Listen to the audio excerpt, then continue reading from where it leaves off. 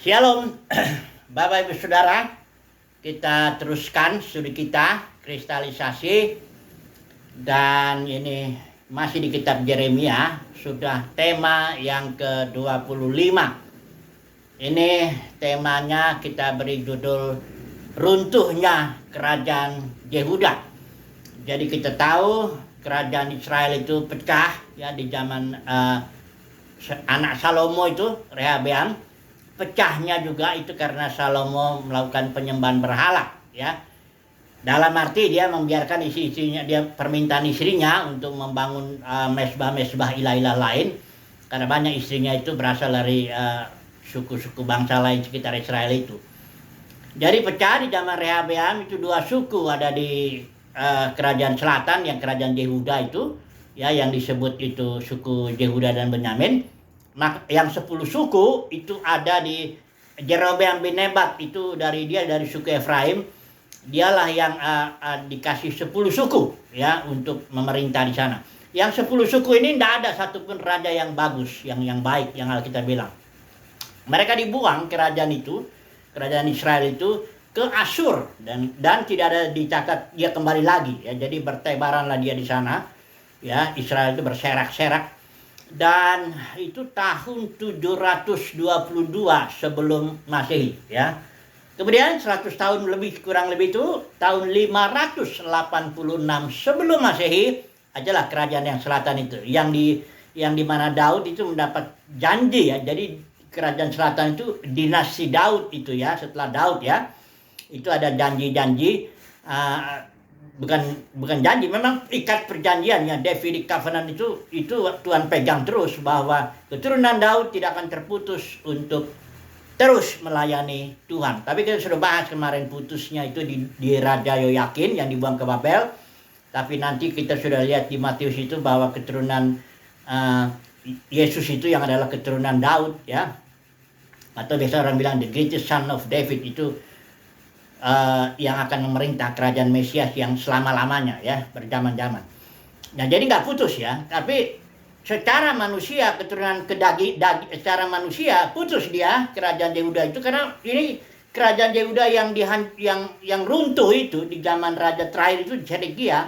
Kalau kita lihat di Yeremia pasal yang ke-39, ini runtuhnya benar-benar runtuh ya, artinya sebenarnya Yoyakin itu sudah dianggap ini raja dinasti Daud yang terakhir. Putus dinasti Daudnya di Yoyakin. Yoyakin itu sebelum Zedekia ya, yang hanya 3 bulan saja memerintah, disebut juga Yekonya itu, Konya itu sama aja. Dan dia udah dibuang ya, udah juga beberapa peralatan, beberapa orang pandai semuanya udah dibuang juga. Berapa ribu itu sudah kena dibuang ya. Nah tapi kerajaannya memang belum runtuh kerajaannya. Nah inilah kita akan sedang bahas runtuhnya kerajaan Yehuda, bukan putusnya dinasti Daud ya. Dinasti Daud sudah putus. Karena Zedekia ini, baik Yeremia baik Yehezkiel tidak mengakui itu dinasti Daud. Walaupun memang dia itu sebenarnya anaknya Yosia itu ya. Tapi dia nggak diakui ya. Jadi putus dinasti Daud sudah ya, zaman Yoyakin, dan di zaman Zedekia yang hancur itu adalah kerajaan Yehuda tahun 556. Mari kita lihat dulu hancurnya itu apa yang hancurnya ya. Karena gini, Zedekia memerintah 11 tahun, dan dia di tahun ke-9 bulan ke-10 kalau tidak salah itu, di situ Raja Babel Nebukadnezar sudah mengepung Yerusalem ya. Sudah mengepung dan dikepung kurang lebih 1,5 tahun, sampai tahun ke-11 bulan kedua kurang lebih di situ. Jadi 1,5 tahun saja, akhirnya terjadilah kelaparan di dalam kota itu. Ya, Yeremia itu dimasukkan di penjara oleh si Raja Zedekia ini ya. Jadi dimasukkan di penjara. Ketika kelaparan sudah merajalela di kota Yerusalem itu, akhirnya temboknya dibelah orang lari, termasuk Raja Zedekia dengan semuanya itu, panglima-panglima lari, tapi dikejar oleh tentara Kasdim ini dan ditangkap ya. Maka disembelihlah anak-anak Zedekia itu, di depan mata Zedekia disembelih. Kemudian para pemuka Yehuda juga disembelih juga. Kemudian mata Zedekia itu dibutakan dan dia dibawa ke Babel dan mati di kurungan, di tahanan di Babel itu, ya. Mengerikan sekali, ya. Walaupun sebenarnya Nabi Yeremia sudah memberikan firman Tuhan kepada Raja Zedekia, kalau engkau serahkan dirimu kepada Raja Babel, engkau akan selamat. Tapi Zedekia nggak mau, ya. Nah, bukan hanya itu, kemudian ada seorang yang namanya Nebuzaradan. Saudara bisa baca ini sendiri, ada di dua pasal ini. Ada di Yeremia pasal 39, ada di Yeremia pasal juga 52 yang terakhir itu. Itu cerita mengenai keruntuhan kerajaan Yehuda. Jadi bukan hanya Raja Zedekia yang dibawa ke Babel itu, yang udah gitu tentara-tentara diangkut apa semuanya, tapi juga bait suci itu semua perkakasnya diambil dan bahkan dirubuhkan, dihancurkan oleh tentara ini. Ada seorang namanya Nebuzaradan, kepala pengawal. Pasal 40 ayat 2 itu kepala pasukan pengawal, ya. Nebuzaradan namanya. Dia menghancurkan seluruh bait suci itu, ya. Peralatannya diambil. Kemudian dia juga menghancurkan istana raja, bahkan rumah-rumah para pembesarnya juga dihancurkan, dibakar. Kemudian tembok Yerusalem juga dihancurkan. Jadi sudah bisa bayangkan kota itu betul-betul sudah menjadi reruntuhan. Hanya disisakan orang-orang miskin yang nggak punya apa-apa, supaya jadi peladang-peladang atau petani-petani. Nanti diangkat sama Raja Babel, ada seorang yang namanya Gedalia itu. Nanti kita akan belajar juga itu sedikit. Untuk nanti kalau Raja Kasdim datang, Raja Babel datang, dia menerima hasil taninya. Ya, sudah bisa dibilang hancur. Orang Israel sudah tidak ada lagi, ya. Yang sisa Yehuda itu pun yang akhirnya nanti lari ke Mesir, itu pun juga nanti dinubuatkan habis di Mesir, ya. Jadi benar-benar kerajaan Yehuda ini runtuh. Memang ada janji Tuhan, ya. Karena pelayanan Yeremia itu ada dua kategori. Pertama, kategori dia dengan suara kenabiannya, dia mencabut, meruntuhkan, merubuhkan, ya. Karena dia nubuatkan ini kerajaan Yehuda akan rubuh. Alasannya jelas itu. Pertama, penyembahan berhala. Kedua, terjadi penindasan, ya. Orang miskin, susah, yatim, anak janda, yatim piatu, semua ditindas di situ. Kemudian ibadahnya ritual aja, tidak ada itu dari hati itu. Cuma ritual aja lah di bait suci itu, ya. Udah gitu banyak sekali nabi palsunya yang bernubuat, yang ngaur-ngaur, yang damai sejahtera, nggak ada apa-apa dan sebagainya. Pokoknya kita di sini kayak sehingga orang Yehuda tidak bertobat oleh karena berdibunnya itu nabi palsu yang ngomongnya nggak pernah negor, ya, bahwa itu sebenarnya dosa itu udah menyolok di depan mata, ya. Tapi nabi palsu ini tenang saja, Tuhan mencintai kita, damai sejahtera, sukacita, cuma yang begitu, ya. Sehingga orang Yehuda, ya, kita malah Yeremia dibunuh. Karena dibilang kita nggak kekurangan imam yang ngajar kita, nggak kekurangan nabi juga, tapi semuanya palsu semua padahal itu, ya. Begitulah kondisinya, ya. Runtuh Yeremia itu kategori pertama. Yeremia menghancurkan dengan firman kenabian itu, cabut, rubuhkan, ya, kerajaan itu. Kemudian tapi dia memberikan satu firman yang disebut kategori kedua itu menanam, membangun, memulihkan, ya, bahwa kerajaan Yehuda bahkan kerajaan Israel, ya, akan dipulihkan. Kalau kita lihat bahkan di kitab Wahyu pasal 22 itu bagian terakhir itu Yerusalem baru itu mempelai domba itu, ya, bahwa itulah seluruh Israel diselamatkan. Surat Roma juga bilang, Roma berapa? 8 atau 11, ya. Yang Paulus bilang itu, setelah bangsa-bangsa lain jumlahnya masuk lengkap, maka akhirnya seluruh Israel akan diselamatkan, ya. Jadi terjadi pemulihan memang, tapi kena disiplin, dihancurkan habis, ya. Ludes lah, 70 tahun dia dibuang di Babel, dan nanti pulangnya itu hanya sedikit saja, kurang lebih hanya 50.000 kalau kita lihat dari zaman Zerubabel itu. Kan kalau kitab Esra Nehemia sudah kita bahas itu, ada 3 rombongan, grupnya Zerubabel hanya sekitar 50.000, grup yang kedua itu Esra lebih sedikit, Yeremia juga, Nehemia lebih sedikit juga, ya. Kok sementara kalau dihitung itu sekitar 2 atau 3 juta itu orang bertebaran itu di Asyur, di Babel, ya. orang Israel. Ya.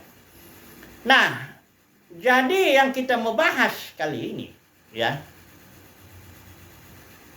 kerajaan Yehuda itu ya simbol siapalah. Ya kita kan mau terapkan ini ya, bukan ini hanya cerita saja, fakta sejarah ya, fakta sejarah. Tapi kita ini kan firman Tuhan, biarpun itu fakta sejarah, itu firman Tuhan dan ada maksudnya untuk dia harusnya bukan harusnya. Kalau kita punya telinga dia akan mendengar, kita akan mendengarkan ada pesan-pesan Tuhan. Khususnya kepada dunia kekristenan saat ini di mana kita hidup. Ada itu, ya. Nah, cuma saya mau bongkar dulu ini. Ya. Karena banyak ini di dalam dunia kekristenan nabi-nabi palsu, guru-guru palsu yang mengatakan intinya damai sejahtera, Tuhan itu baik, Tuhan itu begini-begini, nggak akan menghukum kita dan sebagainya. Tunggu dulu lah. Ya, saya mau bicara dulu mengenai dunia kekristenan ini dari mana. Karena dunia kekristenan ini dulu ya. Perkataan saya, katakan tesis saya ini. Dunia kekristenan itu bukan gereja. Dunia kekristenan terdiri dari puluhan ribu kerajaan-kerajaan manusiawi. Ya, entah itu namanya Lutheran, Calvinis, Reform, yang disebut denominasi itu kerajaan manusiawi. Bukan gereja. Walaupun sudah dibenarkan dalam kekristenan bahwa denominasi itu gereja. Ini dia ada ajarannya sudah. Ya, saya selalu mengutip ini buku Systematic Theology Berkhof ini orang Inggris ini sudah standar. Buku ini sudah diterjemahkan ke dalam bahasa Indonesia juga, ya. Kebetulan saya masih punya ini versi yang bahasa Inggrisnya. Ini sudah diajarkan ajaran visible church dan invisible church. Itu dimulai di sini di halaman 560. Ajaran visible dan invisible church memang dimulai dari Luther. Karena memang Luther tidak mendapat pewahyuan mengenai gereja. Luther mendapat pewahyuan, dia memulihkan ya setidaknya lah ya, justification by faith, sola gratia, semata-mata kasih karunia, sola fide, semata-mata karena iman. Ya, ada juga sola scriptura. Back to the Bible istilahnya, kembali ke Alkitab dalam pengertian ya, waktu itu dia lihat apanya, pewahyuan yang diberikan Tuhan kepada Luther. Nah, Luther ini mengajarkan dari Luther sampai detik ini ya, diajarkan bahwa gereja itu ada dua aspek. Visible itu yang kelihatan, itu yang disebut denominasi, itu menurut Luther itu bukan denominasi, dan bahkan sampai sekarang enggak dianggap denominasi. Orang anggap itu gereja. Ya. Yang kelihatan tuh dengan mata. Dia Presbyterian, dia Reform, dia Pentakosta, Karismatik, itu yang kelihatan. Nama-namanya pun ada yang jelasin. Gedungnya juga kelihatan di situ. Ya. Itu katanya visible church. Kemudian yang invisible yang nggak kelihatan dengan mata jasmani itu katanya semua anak Tuhan yang udah lahir baru, yang tersebar seluruh dunia, yang hanya Tuhan saja yang tahu. Ya. Ajaran ini diajarkan di sekolah-sekolah teologi, ini buku standar ya, dipakai bahkan seluruh sekolah teologi Injili di seluruh dunia kali pakai ini juga ya. Karena ini tokoh Injili sekali, jadi diakui lah ya. Berkhof.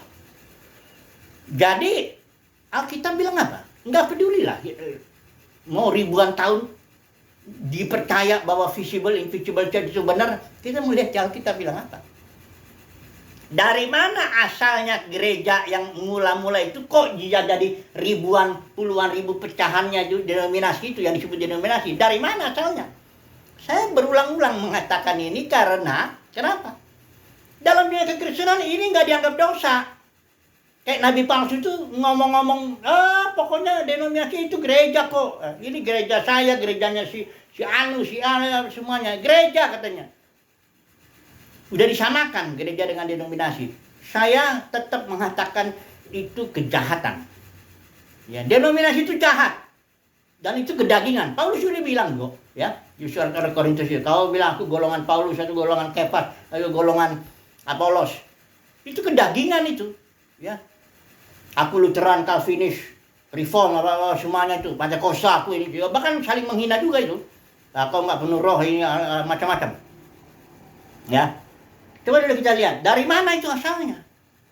Ya itu bukan perkembangan normal aja dari gereja mula-mula sampai begitu, enggak. Karena apa yang dilakukan oleh para pemimpin denominasi ini pada umumnya itu tidak dilakukan oleh Rasul Paulus, Yohanes maupun Petrus. Mari dulu saya bicara dulu. Gereja mula-mula itu organisme. Dia tubuh. Ya.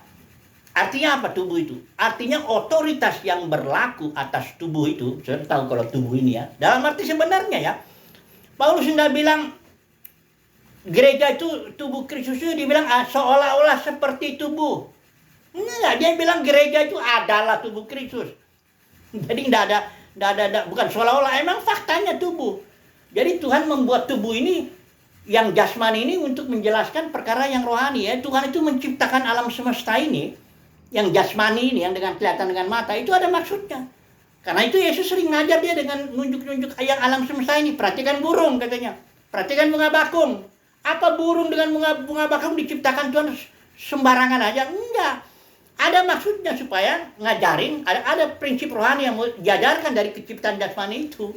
Kayak Paulus juga kalau waktu ngajarin dia tudung kepala itu. Lihat aja alam sendiri bicara sama kamu kan. Kalau perempuan itu berambut pendek, hina. Atau laki-laki berambut panjang kan hina. Karena rambut secara jasmani ya, itu dipakai Tuhan untuk menjadi simbol untuk tudung kepala itu. Oke lah, jadi mari kita lihat dulu. Gereja adalah tubuh, organisme. Tak boleh tambah-tambah deh, jangan diorganisasikan. Nanti saya mau bicara organisasi ini ya. Gereja adalah organisme, artinya otoritas yang terjadi dalam organisme ini, tubuh ini ya. Ini adalah otoritas hayat. Otoritas hidup, hidupnya tubuh itu. Hayat itulah yang mengatur melalui darah. Kalau secara jasmani simbol itu darah itu nyawa. Jadi kalau tangan sampai tidak ada darah ngalir di sana, dia nggak bisa lagi digerakkan karena nggak ada otoritas. Soalnya dia mau gerak sendiri atau ada kan orang yang bergerak sendiri tangannya itu karena darah ada yang nggak beres di situ. Tapi kalau yang tubuh yang normal, darahnya mengalir semua ke dalam tubuh, nyawanya itu ada di situ, itulah dia otoritasnya yang ngatur tubuh itu. Tubuh itu bergerak atau semuanya itu diatur oleh hayat. Saudara lihat di Kisah Para Rasul yang 28 pasal itu. Itu otoritas roh pemberi hayat yang mengatur itu.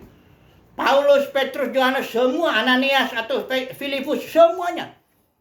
Makanya istilah roh itu dalam 28 pasal Kisah Para Rasul itu ada 70 kali. Roh melarang, roh memimpin, roh mengatur.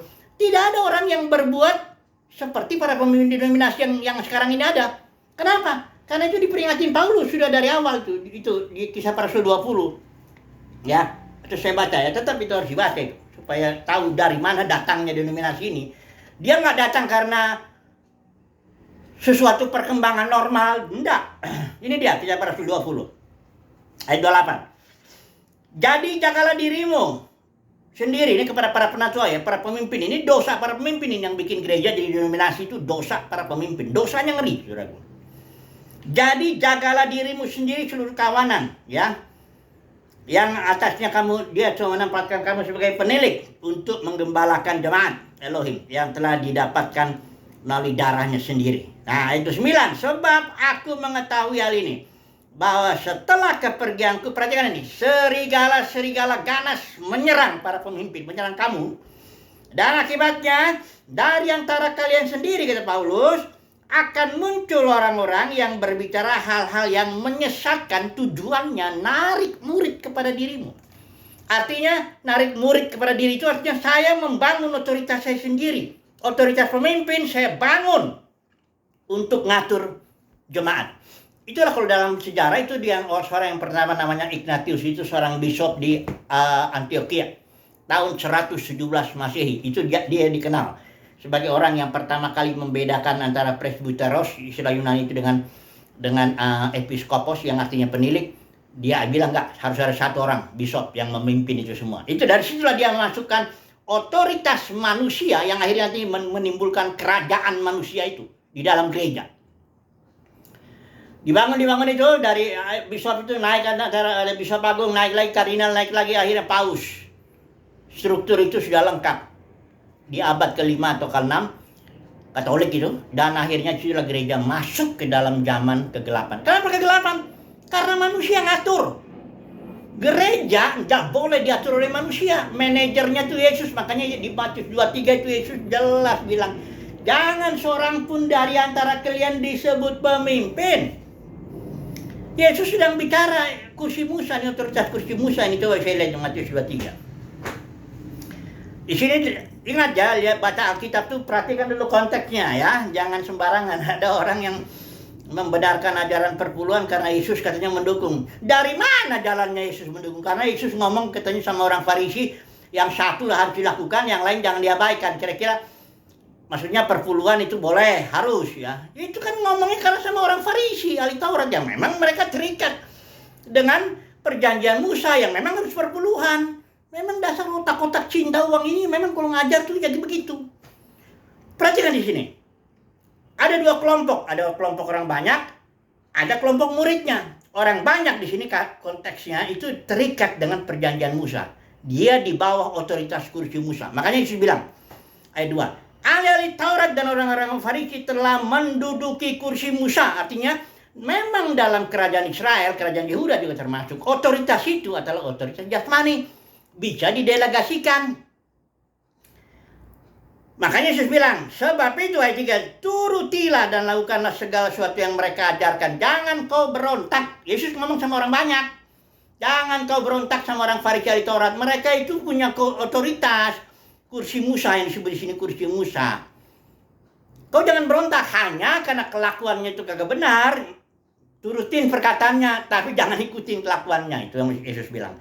Ayat 8, tetapi kamu, Yesus bilang. Ini syarat pembalikan luar biasa. Dia tadinya bicara sama orang banyak, kemudian dia bicara kepada murid-muridnya. Tetapi kamu, ya janganlah kamu disebut rabi. Bukan gak ada pengajar dalam gereja. Ini murid-muridnya. Yesus ngomong sama murid-murid, maka dipahami konteks itu ya. Banyak orang pengajar memang kalau udah cinta uang nggak tahu lagi konteks, buta matanya. Karena apa? Dia bilang Yesus mendukung perpuluhan. Dari mananya Yesus mendukung perpuluhan? Baik Petrus, baik Paulus, Yesus pun nggak terima perpuluhan. Itu kan saya udah habis perkataan saya untuk ngomong ini, mau apanya ini ya. Saya hanya cuma bilang, kalau karena engkau cinta uang, maka itu sebabnya engkau ngajarinya begitu. Hanya itu yang saya bisa katakan. Perhatikan di sini Yesus bilang, ayat 8. Tetapi kamu, kepada murid-muridnya, jangan kamu disebut rabi.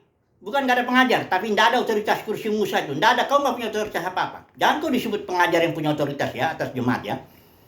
Kamu semua saudara, kata Yesus. Itu artinya egaliter, sama kau. Semua harus diatur oleh hayat, tubuh ya. Kemudian, ayat 9, ayat 10 ya. Jangan pula kamu disebut, bapak juga itu ya. Jangan, ayat 10, jangan kamu disebut pemimpin. Apa gak ada pemimpin dalam gereja? Mula-mula itu ada. Itu Petrus, Paulus, semua pemimpin top itu, Yohanes. Tapi mereka nggak punya otoritas atas gereja secuil pun. Paulus itu tawan roh, budak, dalam arti beneran. Dia pun hamba gereja, pelayan gereja dalam arti yang benar. Bukan kayak denominasi, ini pemimpinnya punya otoritas. Mecat orang aja bisa kok, semuanya juga milik dia kok. Itu memang kerajaan dia. Itu saya bilang, dunia kekristenan terdiri dari ribuan atau puluhan ribu kerajaan manusiawi. Oke, sekarang ini saya bilang, bagaimana caranya pemimpin itu ngatur gereja? Merampas otoritas Yesus, otoritas hayat. Dari gereja mula-mula kan otoritasnya hayat. Kemudian bergerak ke sini gara-gara Kisah Rasul 20 itu, narik murid kepada dirinya. Gimana caranya si pemimpin ini mengontrol, mengatur gereja? Dengan cara membangun sistem pemerintahan manusia yang salah satu alatnya itu organisasi. Itu alat, organisasi itu alat. Tapi alat di tangan para pemimpin, bukan alat di tangan Roh Kudus. Roh Kudus tidak butuh organisasi. Kenapa? Karena dia sendiri ngatur tubuh itu. Dengan otoritas hayat, nggak butuh organisasi. Ada dosen saya bilang gereja itu organisme, tapi perlu diorganisasikan. Karena memang dia ketua sinode sih. Dia mengatur. Ya, Gembala sidang juga. Wah, ya, kalau saya sebut namanya, saya mungkin tahu lah itu. Jadi sistem pemerintahan manusia itu para pemimpin itu pakai, dia manajer.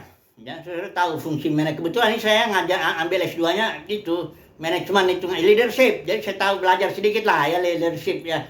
Manajemen yang klasik, manajemen yang human relationship yang tahun 1960 itu yang dimulai dari buku-bukunya Dale Carnegie apa semuanya, dan juga manajemen modern yang berbagai macam itu intinya sama, menggunakan manusia untuk tujuannya.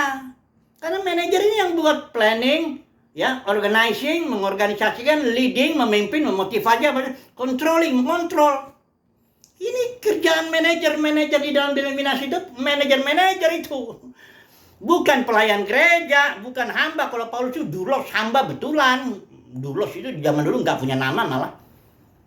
Dia hanya dibilang hambanya si Anu gitu. Nggak punya nama, nggak punya otoritas. Ya. Kalau makanya Rasul Yohanes itu dikucilkan sama gereja yang udah jatuh itu di pasal 2 pasal 3. Jadi yang di sini denominasi ini bukan gereja, itu kerajaan-kerajaan manusia atau kerajaan-kerajaan dari para pemimpin itu. Namanya pun sesuai kadang-kadang dengan nama pemimpin itu. Lutheran, Calvinis, ada lagi Mennonite, Simon Meno itu, John Wesley, Wesleyan, macam-macam itu. Pokoknya pemimpin orang itu gereja, bukan gereja Yesus, itu bukan gereja. Itu denominasi kerajaan manusia. Saya nanti akan masuk kepada satu yang dikatakan oleh Alkitab, kerajaan manusia itu, dunia kekristenan akan hancur, lebur, habis. Itu Wahyu pasal 7 pasal 18. Itu makanya saya coba dulu. Ini nggak usah lah dulu saya ini yakinkan dulu ini. Udah dulu saya membalik ini karena waktu saya tinggal 5 menit lagi kurang lebih.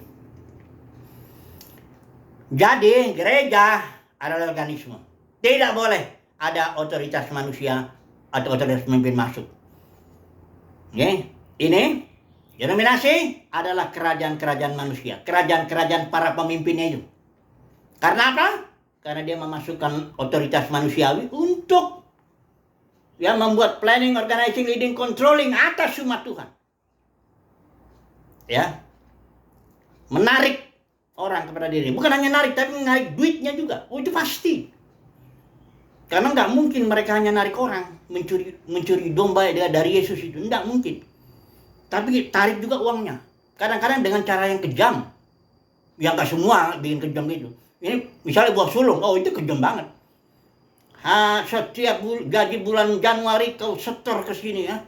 Muliakan Tuhan, muliakanlah Tuhan dengan hartamu. Nanti orang bilang, bagaimana kita makan bulan Februari? Ya dengan iman lah. Tapi setor dulu sini uang. Ada yang bisa narik ratusan miliar. Dengan bangga itu seorang pemimpin bilang, saya dalam pelayanan ini sudah narik ratusan miliar. Itu nggak pernah diperbuat Pak Paulus, Petrus, Rasul Yohanes. Nggak pernah bikin begitu. Dia dengan bangganya mengatakan, ada yang sampai triliun. Bahkan asetnya 4,7 barangkali karena itu kasus. Teman saya salah satu tuh, almarhum, dia pengacara yang katanya dia pengacara anaknya. Karena bapak dengan anak udah ribut soal duitnya. Kalau uang itu nggak peduli sama siapa. Kalau udah cinta uang nggak repot. Bunuh-bunuhan pun ada. Jadi, saya katakan dulu ini. Kerajaan Yehuda runtuh karena dosa-dosa itu, penyembahan berhala. Ini dua kekristenan juga penyembahan berhala banyak ini. Ajaran Jebel, Biliam, Nikolaus. Sudah baca itu di Wahyu pasal 2 pasal 3 itu jelas.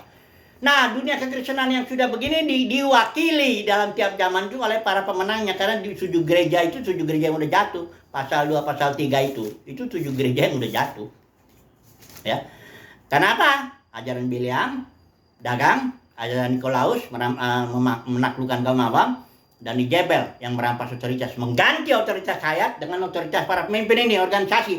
Organisasi itu alat, tapi itu sudah lihat gak? Itu garis-garis komando itu. Itu otoritas pemimpin itu.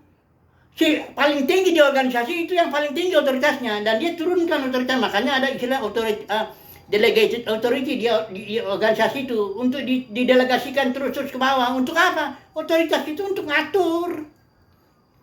Itu loh artinya. Jangan juga ada yang bilang kan gereja normal lah organisasi. Bukan normal, itu jangan bodoh. Organisasi itu alat, tapi itu alat untuk dari para pemimpin yang dipakai untuk mengatur. Itu loh, dalam gereja mula-mula nggak boleh itu organisme diatur oleh otoritas hayat, otoritas roh. Ya. Jadi jangan terlalu bego-bego banget begitu mau dibego-begoin. Memang tapi dunia kekristenan sudah menganggap itu benar. Denominasi itu benar. Padahal kita bilang itu terjadi karena serangan serigala ganas. Kisah pasal 20. Kemudian ajaran Jebel, Bian bin Nikolaus, mana pernah disinggung ini dalam kekristenan? Tidak pernah diajarkan, sehingga jemaat nggak tahu apa itu. Apa sih ajaran Jebel? Apa sih ajaran Nikolaus? Apa sih ajaran Bileam? Nggak tahu dia. Banyak orang nggak tahu ya, jemaat karena ditutupin. Karena banyak nabi-nabi palsu, guru-guru palsu menutupi dosa-dosa itu, dibiarin aja lah. Ya, tapi nanti dia di Wahyu pasal 17 penghakiman itu datang. Keruntuhan itu ini Babel, itu perempuan itu Babel ya. Jadi lihat perempuan ini yang pelacur ini kan karena dia, saya udah baca pasal 17 itu ayat 5 itu. Pelacur itu disebut Babel, perempuan. Dan Babel itu disebut kota besar itu ya. Kerajaan Nimrod ya. Itu dia perempuan. Jadi perempuan atau gereja pelacur ini ditempelkan simbol Kerajaan Nimrod. Ya. Ini saya ngomongnya agak cepat begini karena terlalu banyak yang di dalam yang disampaikan ya. Tapi yang mengertilah ya. Ada Tuhan telah mengganti ya. Ada para pemenang yang mendapat kasih karunia itu untuk menggantikan dunia kekristenan yang sudah rubuh menjadi ribuan denominasi ini. Dan nanti ribuan denominasi ini akan hancur. Perhatikan tuh penghakiman Babel itu, pasal 18 Wahyu itu, jatuhnya Babel. Sama seperti kerajaan Yehuda, akhirnya akan runtuh. Banyak orang bilang dunia kekristenan tidak akan runtuh. Siapa bilang? Ini Alkitab sudah bilang, pasti akan runtuh. Cepat atau lambat penghakiman itu pasti datang atas dunia kekristenan karena dosa. Makanya pasal 18 ayat 4 tuh, perhatikan. Lalu aku mendengar suara lain dari sorga. Ya, dari sorga nih bicara ini kepada dunia kekristenan. Pergilah kamu, hai umatku. Ini umatku di sini para pemenang nih ya. Pergilah daripadanya supaya kamu jangan mengambil bagian dalam dosa-dosanya. Supaya kamu jangan turut ditimpa malapetaka-malapetakanya. Jadi dunia kekristenan akan terkena penghakiman itu, ya. Dan di sini dikatakan dunia akhirnya dia itu tempat itu serigala tuh kalau kita lihat di nubuat-nubuat dalam Yeremia nanti kita sampai kepada Babel itu nubuat itu. Kesimpulannya apa? Kesimpulannya sebagaimana kerajaan Yehuda akhirnya runtuh oleh Raja Nebukadnezar, demikianlah juga dunia kekristenan ini. Pada waktunya runtuh. Karena tapi para pemenangnya tidak. Justru para pemenang yang tiap zaman inilah yang akan ditampilkan nanti untuk memulihkan segala sesuatu. Sekali lagi saya katakan ya kesimpulan ini. Sebagaimana kerajaan Yehuda runtuh, hancur habis, baik cucinya habis, temboknya habis, istananya habis, rumah-rumah orang besarnya habis. Begitu juga dunia kekristenan akan runtuh karena ini terdiri dari ribuan, puluhan ribu kerajaan-kerajaan para pemimpin itu, kerajaan-kerajaan manusiawi.